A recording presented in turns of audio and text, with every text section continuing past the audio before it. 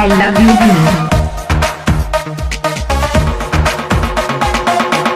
भीम विश्वकर्मा मेला आसपास चौराहा मोड़। इतना लेट क्यों आते हुआ बोलो।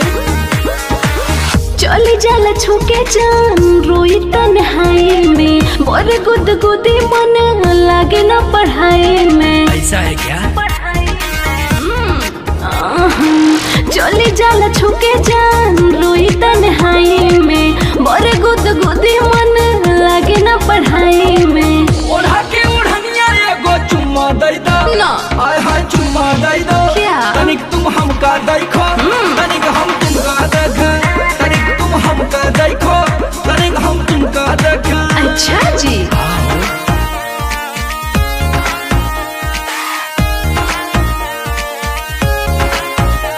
I love you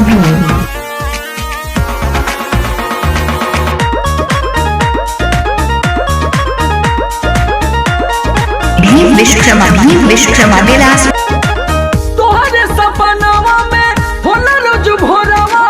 डबल रहेला जवन संझिया ले कोरबा। का करी जब तू मिल जालू तो छोड़े के मन ना करे। तोहरे सपनावा में होला रोज भोरवा।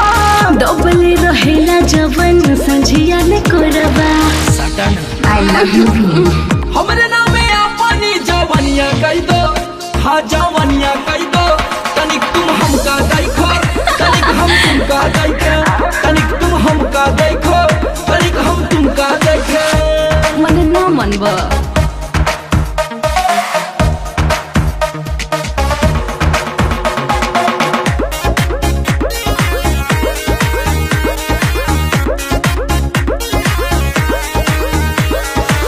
ले जाए घरे तोहे डोली में उठा के।